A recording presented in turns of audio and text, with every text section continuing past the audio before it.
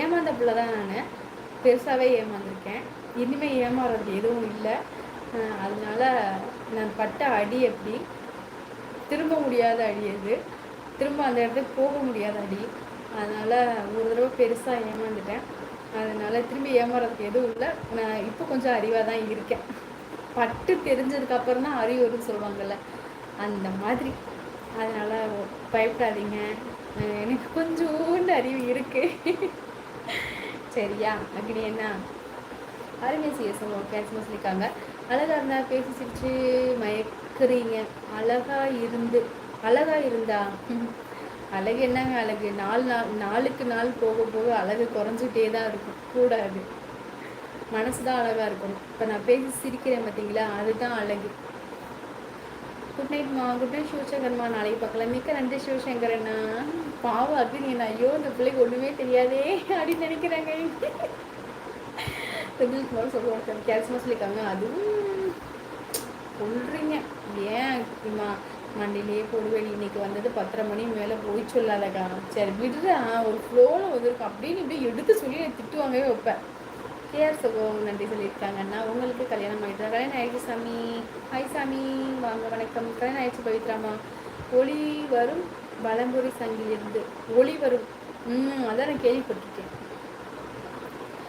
வாங்க அண்ணா. Okay right. Good நைட்மா. பாய்மா. உமாபதி ஹாய், வாருங்கள் உமாபதி வணக்கம். ஐயோ ஸ்பேனர். ஓகே மூர்த்தி ஹாய்மா. வலப்புரி சங்கு வீட்டில் இருப்பது நல்லது. ஐயோ வேணாம்ப்பா, அது கத்திட்டே இருக்குமா நைட்லாம்,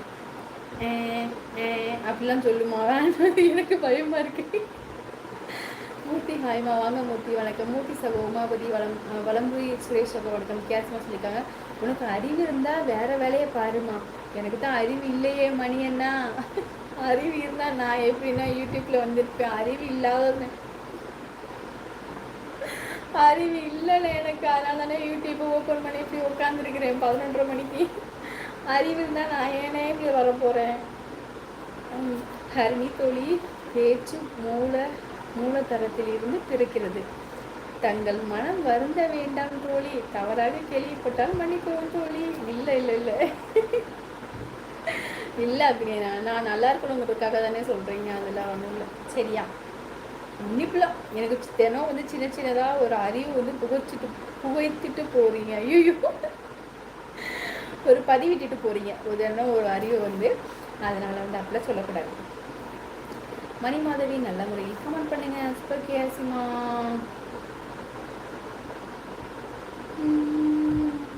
மிகவும் அழகுதான். மிக்க சந்தோஷம். உங்கள் முகம் போல் அகவும் அழகுதான்.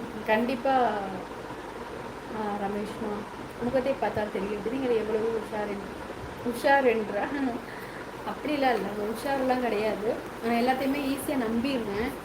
எல்லாத்தையுமே யார் என்ன சொன்னாலும் ஒருவேளை அது இப்படி, ஆனால் அவங்க வந்து என்கிட்ட காமெடியாக தான் சொல்லுவாங்க. ஒரு அப்படி தானோ அப்படி சொல்லிட்டு நான் நம்பிடுவேன். அதுக்கப்புறம் தான் நான் நினைப்பேன், அப்போ அது வந்து சும்மா சொல்லியிருக்காங்க போல இருக்கு அப்படின்னு நினைப்பேன். எது சொன்னாலும் நம்பிடுவேன். இப்போ எனக்கு நல்லது செய்வாங்க அப்படின்னு நான் நம்புவேன். ஏன்னா நான் வந்து எல்லாத்துக்குமே நல்லது தான் செய்வேன். யாருக்குமே வந்து எனக்கு தெரிஞ்சோ தெரியாமலோ இவங்க இப்படி இருக்கணும் அப்படின்னு நான் நினைக்கவே மாட்டேன். எல்லாருமே என்ன மாதிரியே இருப்பாங்கன்னு நினைப்பேன். ஆனால் என்ன மாதிரி யாருமே இருக்க மாட்டேன். யாருமே இல்லை, ஒரு சிலர் வந்து இருக்க மாட்டாங்க. நம்பிடுவேன் உண்மைதான் சொல்கிறாங்க அப்படின்ட்டு.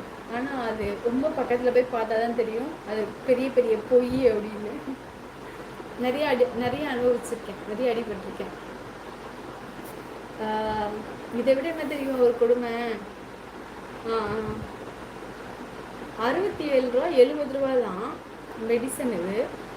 அதை பாருங்க, நான் இப்போ கூட அவ்வளோ டியூப்லைட்டாக தான் இருக்கேன். 70 ரூபா அப்படியே நான் சொன்னது கரெக்டாக, நீ டியூப்லைட்டாக இருக்க ஏமாந்துட்டு இருக்க அப்படின்ட்டு. 70 ரூபா தரணும், 67 ரூபா 70 ரூபாய் தரணும். அவங்க சொன்னாங்க, அவங்க உடனே அந்த மாதிரி காசு இல்லை, ஒருத்தவங்கள்ட்ட ஃபோன் பண்ணி கொடுத்தாங்க. அவங்க சொன்னாங்க, நான் வந்து இந்த ஏரியா கவுன்சிலர் தான், நாளைக்கு நான் வரும்போது தரேன் அப்படின்னாங்க. அவங்க யார், எந்த ஊர் என்னன்னே தெரியல. அப்போ நான் கொடுத்துட்டேன், 67 ரூபாய்க்கு கொடுத்துட்டேன், மாத்திரையை மெடிசனை கொடுத்துட்டேன். அவங்க வருவாங்கன்னு பார்த்தே வரவே இல்லை. இப்போ ஒரு 6-7 மாதத்துக்கு முன்னாடி திரும்ப அந்த 67 ரூபா நான் தான் போட்டேன். அந்த மாதிரி நம்பிடுவேன். அவங்க நல்லா பேசினாங்க அப்படின்னா ஒருவேளை இவங்க இப்படித்தான் அப்படி சொல்லி நம்பிடுவேன்.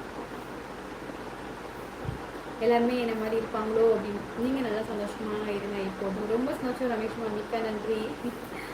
பை.